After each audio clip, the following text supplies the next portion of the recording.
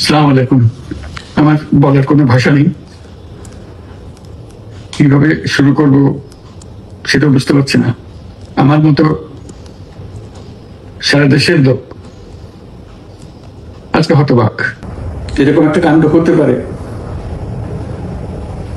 আমরা কেউ কল্পনা করিনি, কারো ধারণার মধ্যে ছিল না। কিন্তু এই অবিশ্বাস্য জিনিস আমাদেরকে হঠাৎ করে গ্রহণ করতে হয়েছে।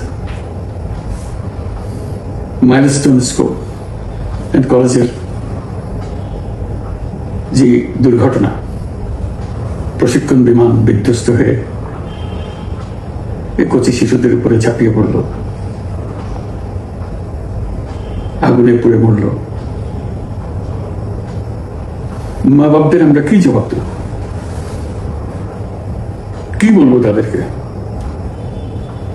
আমরা নিজেদেরকে তো জবাব দিতে পারছি না।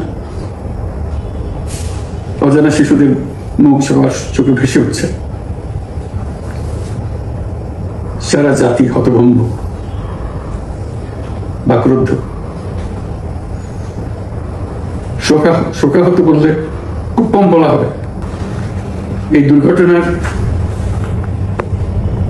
রেশ এখনো কাটেনি, এখনো লাশ আসছে হাসপাতালে, এখনো হাসপাতালে মারা যাচ্ছে। মা বাবা এখনো খোঁজ দিচ্ছে আমার সন্তান কোথায়, তাকে আর কোনোদিন চেনা যাবে কিনা। যাদের লাশ দেখছি তার মধ্যে আমার সন্তান আছে কিনা পৃথক করার তো কোনো উপায় নেই। এরা আমাদের সবারই সন্তান, হঠাৎ করে চিরদিনের জন্য চলে গেল। আমরা অবশ্যই তদন্ত করবো, তদন্তটা তারা ফিরে আসবে না। আমরা চিকিৎসার ব্যবস্থা করছি, সবাই ঝাঁপিয়ে পড়েছে, সকল হাসপাতাল, সকল মানুষ ছুটে আসছে। আমরা সবার কাছে অনুরোধ করছি, হাসপাতালে বের করবেন না, কারণ যারা আহত তাদের জন্য এটা ভালো না। তারা, তাদের শরীরে রোগ প্রতিরোধের শক্তি নেই।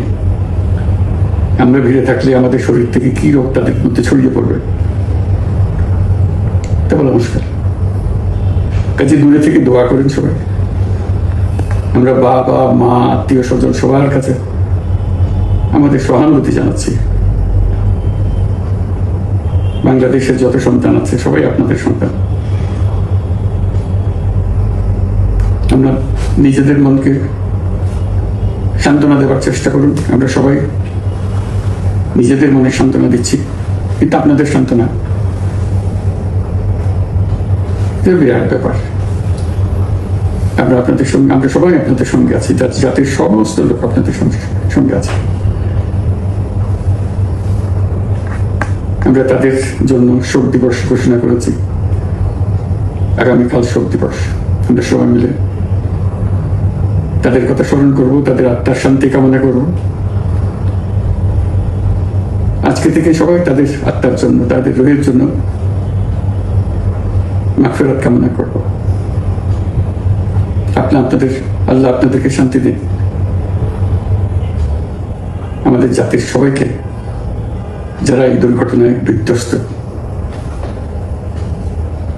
সবাইকে আল্লাহ শান্তি দেন। তাদের জন্য দেশবাসী সবাই আমরা দোয়া করছি। আল্লাহ শিশুদের জান্নাতবাসী করে। খুদা হাফেজ।